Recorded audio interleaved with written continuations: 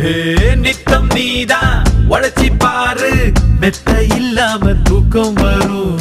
சத்தம் இன்றி உதவி செஞ்சா வாழும் போதே சொர்க்கம் வரும். பாரதியே படிச்சு புட்டா பெண்களுக்கு வீரம் வரும். கால் மார்க்ஸ் நினைச்சு புட்டா கண்களுக்குள் நெருப்பு வரும். பெரியார மதிச்சு புட்டா பகுத்தறிவு காணா வரும். அம்மா அப்பாவை வணங்கி பாரு, எல்லாருக்கும் எல்லாம் வரும்.